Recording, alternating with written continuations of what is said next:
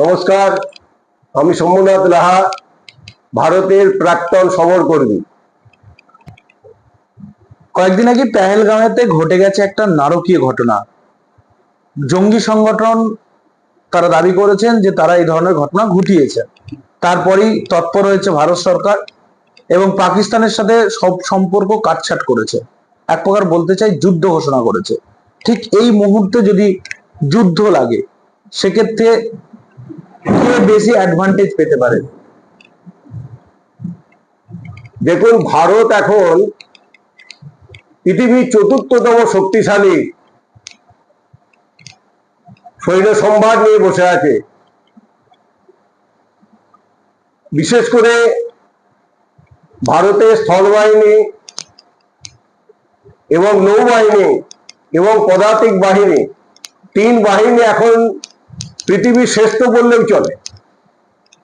তো এখানে ভারতে যা যুদ্ধ সম্ভার, ক্ষেপণাস্ত্র এবং যা আমাদের রণতরী, এয়ারক্রাফট এবং ড্রোন, পরমাণু বোম, সব দিক দিয়ে আমরা পাকিস্তানের থেকে অনেক এগিয়ে আছি।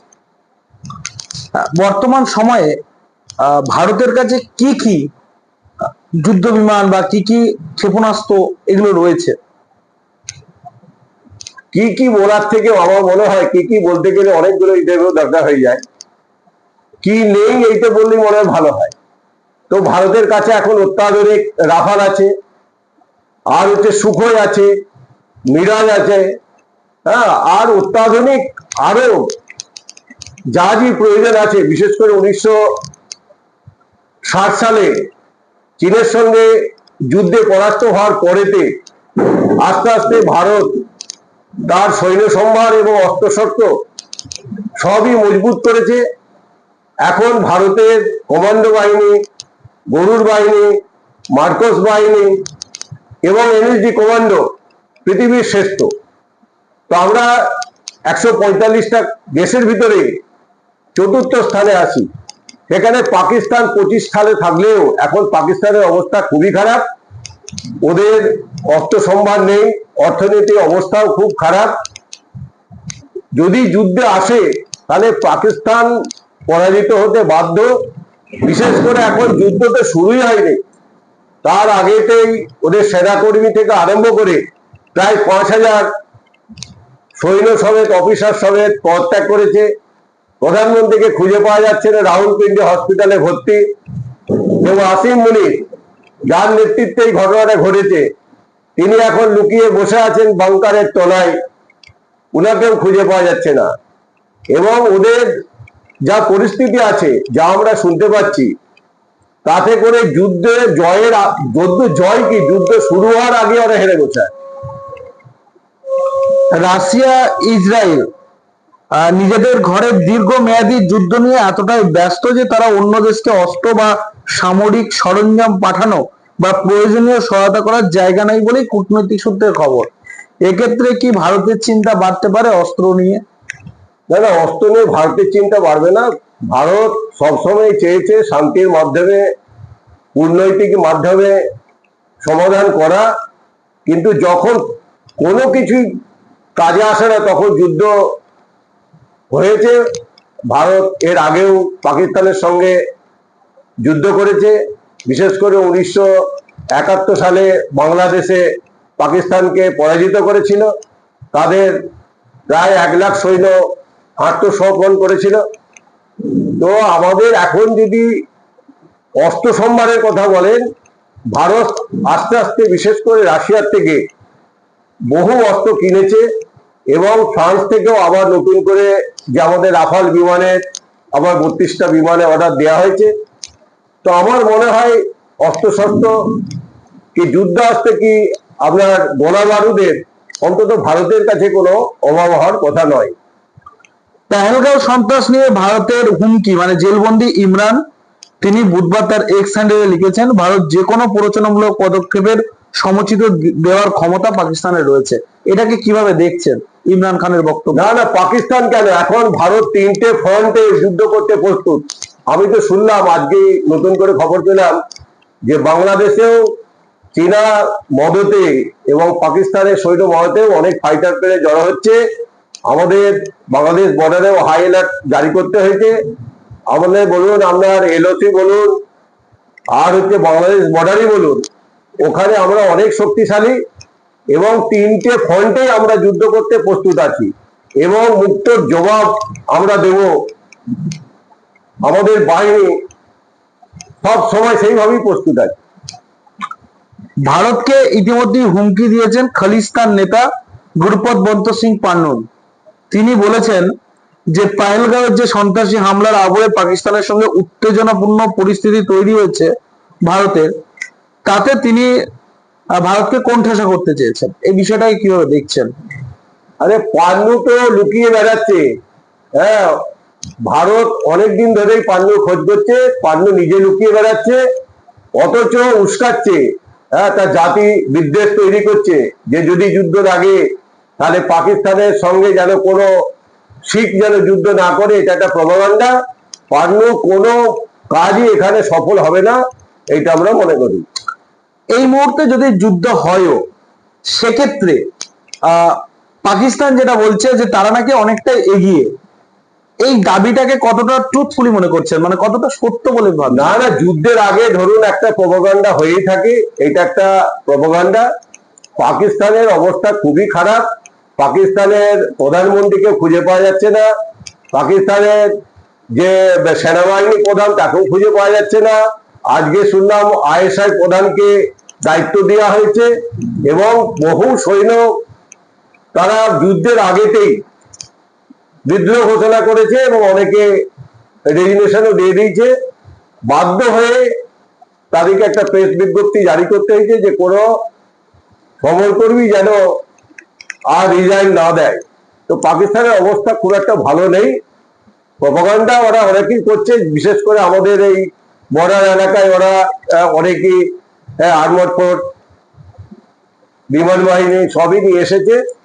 আর কিছু কিছু ওদের যা অস্ত্র ট্যাঙ্ক দেখছি সেগুলো সব পুরানো, যেগুলো আসল কাজ করবে কিনা। আমার তো মনে হয় যে আমাদের যে অত্যাধুনিক অস্ত্র সম্ভার এবং অত্যাধুনিক যে আমাদের বিশেষ করে অস্ত্র থাকলেই হবে না, অস্ত্র পরিচালনার ক্ষমতা, সে দক্ষ বাহিনী।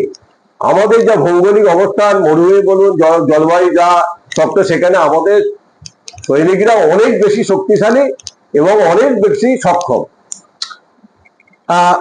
পাকিস্তান ইস্যু, অর্থাৎ এই যে কাশ্মীরে হত্যা লীলা চললো এবং তারপরে পাকিস্তানের সাথে ভারতের যে কূটনৈতিক যে চাপ, অর্থাৎ সম্পর্ক ছিন্ন হওয়ার মধ্য দিয়ে কি অন্য দেশ অর্থাৎ বাংলাদেশকে কি এক প্রকার মোদী সরকার বার্তা দিয়ে রাখলেন, মানে কি তাদের উপরেও এক ধরনের কূটনৈতিক চাপ বাড়ালেন? কি বলবেন দাদা? প্রধানমন্ত্রী তো বাইরে ছিলেন, প্রধানমন্ত্রী খবর পাওয়ার আসে দিল্লিতে অনেক মিটিং হয়েছে এবং আমাদের সেনাবাহিনীকে খোলা ছুট দেওয়া হয়েছে, যখন তারা মনে করবে যেখান থেকে ইচ্ছা, যেভাবে ইচ্ছা তারা অ্যাটাক করতে পারে। বাংলাদেশকে শিক্ষা দিলে হবে না, বাংলাদেশে সরকার এখন নেই, বাংলাদেশে একটা ড্যামি সরকার বসে আছে, এতে আইএসআই জঙ্গিদের মদতে চলছে। আর বাংলাদেশকে আমরা খুব একটা পাত্তা দিই না। আমি তো প্রথমেই বললাম যে আমরা তিনটে ফ্রন্টে যুদ্ধ করতে পারি, যদি একসঙ্গে তিনটে ফ্রন্টেও আমাদের যুদ্ধ হয় তাহলেও আমরা সক্ষম আছি। আমরা এখন পৃথিবীর শ্রেষ্ঠতম স্থলবাহিনী, জলবাহিনী এবং নৌবাহিনী। বুধবার রাতে কেন্দ্রীয় সরকার পাকিস্তানি বিমানের জন্য আকাশ সীমা বন্ধ করে দেওয়ার একটা কথা ঘোষণা করেছিলেন এবং একটা নোটিশ টু এয়ার মিশন জারি করা হয়েছে। ঠিক আজকে অর্থাৎ পশ্চিম সীমান্তে জ্যামার লাগানোর কথা বলা হয়েছে, মানে আরো কড়া পদক্ষেপ। কিভাবে দেখছেন? না দেখুন, এই আকাশ সীমা বন্ধ তো পাকিস্তানও করেছে আর আমাদের ভারতের তরফ থেকেও আমার মনে হয় ঘোষণা হয়ে গেছে।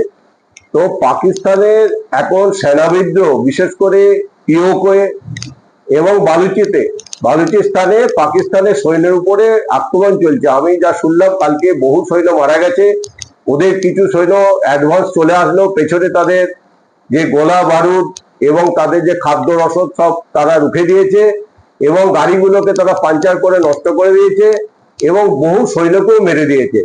পাকিস্তান একটা আতঙ্কে আছে। আমাদের ভারতের যদি অ্যাটাক হয়, আমার যা মনে হয় পাকিস্তান সেই প্রতিরোধ গড়ে তুলতেই পারবে না। পেহেলগাঁও কাণ্ডের পর ভারত সরকারের যে কঠোর অবস্থান পাকিস্তানের প্রতি, এর বাইরে আর কি কি সিদ্ধান্ত নিলে পাকিস্তানকে আরো প্যাঁচে ফেলা যাবে বলে মনে করছেন? তাহলে সিদ্ধান্ত যা নেওয়ার তো আমরা নিয়ে নিয়েছি, বিশেষ করে কূটনৈতিক সিদ্ধান্ত। আমাদের 1960 সালে যে সিন্ধু জলচুক্তি রদ করা হয়েছে, কিছু জায়গায় আছে তাদেরকে জল ছেড়ে দেওয়া হয়েছে।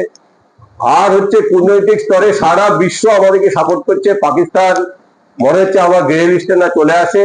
তারা চিৎকার চেঁচামেচি করছে, টাকা পয়সার জন্য চীনের কাছে ছুটছে। চীনও কিছু কিছু অস্ত্র শুনছি নাকি পাঠিয়েছে, কিন্তু চীনা মাল আপনারা জানেন কতটা কাজ করবে কোনো ঠিক নেই। তো সেই ক্ষেত্রে আমাদের কোনো চিন্তার কারণ নেই। আমাদের সৈন্যবাহিনী, এয়ারফোর্স এবং হচ্ছে স্থল বাহিনী, নৌবাহিনী, পদাতিক বাহিনী, আমাদের আর্ম ফোর্স, আজকে তো নাকি শুনছি নৌসেনা, আর হচ্ছে বিশেষ করে আরএস-পোরা সেক্টরে যোগ্য জবাব দিয়েছে আমাদের আর্মড বাহিনী, আর্ম ফোর্স। তো কোনো চিন্তার কারণ নেই। তো ভারত চাইছে একটা মুক্ত জবাব দিতে। তো আজ দেখতে দেখতে 10টা দিন হয়ে গেল, প্রতিটি ভারতবাসী ওই যোগ্য জবাবের দিকেই তাকিয়ে আছে। দেখা যাক, কূটনৈতিক স্তরে আলোচনা চলছে এবং সামরিক স্তরেতেও আমাদের হচ্ছে সেনাবাহিনীর দিকে খোলা ছুট দেওয়া হয়েছে। দেখা যাক কি পরিস্থিতি দাঁড়ায়। যদি যুদ্ধ হয়, পাকিস্তান সহজেই পরাজিত হতে বাধ্য হবে। পেহেলগাঁও জঙ্গি হামলার বদলা নিতে পাকিস্তানে ঢুকে ভারত যে বড় আকারে হামলা চালাতে পারে, এবার সেটা স্পষ্ট করেছে রাশিয়া। নাগরিকদের তাই আপাতত পাক সফরে না যাওয়ার জন্য একটা উপদেশনামা দেওয়া হয়েছে। ঠিক এই ধরনের যে ইঙ্গিতপূর্ণ যে মন্তব্য, অর্থাৎ তাহলে কি বদলা নিতে পারে ভারত, মানে বড় রকমের একটা ধ্বংসালীলা চালাতে পারে ভারতীয় ফৌজ? যুদ্ধে শুরুর আগে যেই যেই কাজগুলি করার দরকার সেগুলি সমস্ত সমাপ্ত হয়েছে।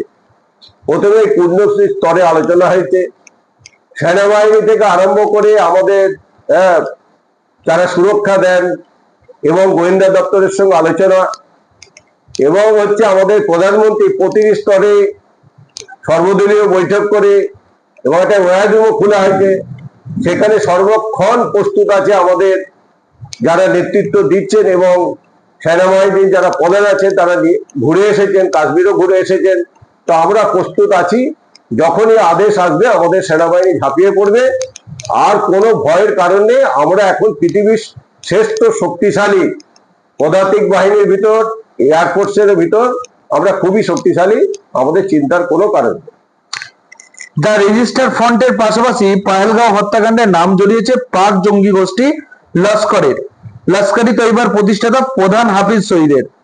এই পরিস্থিতিতে লাহোরবাসী হাফিজের নিরাপত্তা আঁটোসাঁটো করেছে পাক সামরিক যে গুপ্তচর সংস্থা আইএসআই, এবং লস্কর বাহিনী সক্রিয় হয়েছে বলে কয়েকটি সংবাদ মাধ্যম সূত্রে প্রকাশিত খবর। যারা এই ধরনের কার্যকলাপ চালাচ্ছে তাদের কি আঁটোসাঁটো নিরাপত্তা, কি বলবেন? না না, এটা পাকিস্তানের তো সরকার নেই, পাকিস্তানের সরকার চালাচ্ছে সেনাবাহিনী, আইএসআই। আজকে তো বললাম যে আইএসআই কে আবার নতুন করে দায়িত্ব দেওয়া হয়েছে। আর ওদের সেনাপ্রধান তো লুকিয়ে বসে আছে। আর আমার কাছে যা খবর আছে তাতে এই যে হাফিজ সঈদ, উনিও হচ্ছে সেনা বাংকারে এখন লুকিয়ে আছে। তো ওখানেতে বিশেষ করে 1.5 থেকে 2 লাখ উগ্রবাদী পাকিস্তান ছেড়ে চলে গেছে। বহু নাগরিক, ডাক্তার থেকে শুরু করে সাধারণ নাগরিকও এখন পাকিস্তান ছেড়ে ভয়ে চলে যাচ্ছে। এই পরিস্থিতি পাকিস্তানে। তো পাকিস্তান একটা উগ্রবাদী সরকার, ওদের সরকার বলে কিছু নেই। আর যে কোনো সময় সেনা অভ্যুত্থানও হতে পারে। তো এখন পরিস্থিতির দিকে নজর আছে, দেখা যাক কি হয়। কঠোর প্রত্যাঘাতের জন্য তৈরি আছে। এনআইএ সূত্রে একটা খবর, কাশ্মীরে এখনো লুকিয়ে আছে জঙ্গিরা। পাহেলগাঁওয়ের হামলার দিন আরো অনেক জঙ্গি ছিল বৈশরণে, বলছে এনআইএ একটা সূত্র। ঠিক এই মুহূর্তে এতটা সুযোগ এরা পেল কিভাবে? মানে এত আঁটোসাঁটো নিরাপত্তার পরেও কি কোনো খবর ছিল না ভারতীয় সেনার কাছে? না না, এটা আমাদের একটা তো ফেলিয়ার তো আছেই। বিশেষ করে পেহেলগাঁও এমন একটি জায়গায়, অমরনাথ যাওয়ার ঠিক আগেটাই পরে ওখান থেকে অমরনাথ যাত্রা শুরু হয়। ওখানে আমরা যখন গেছি, অমরনাথ গেছি, তখন দেখতাম যে সেনাবাহিনীর ওখানে বেস ক্যাম্প ছিল। পরে ওখানে একটা রাজ্য সরকার আসলো, ওখানে রাজ্য সরকার ওমর আবদুল্লাহ মুখ্যমন্ত্রী হলেন। আমি জানি না কার এটি ফল, ওখানে কিন্তু ওই নারকীয় হত্যলীলার সময় কোনো কিন্তু ওখানে আমাদের ভারতীয় ফোর্সের দেখা পাওয়া যায়নি। এটা আমাদের একটা ব্যর্থতা এবং গোয়েন্দা ব্যর্থতা, এটা আমাদেরকে স্বীকার করতেই হবে। ধন্যবাদ।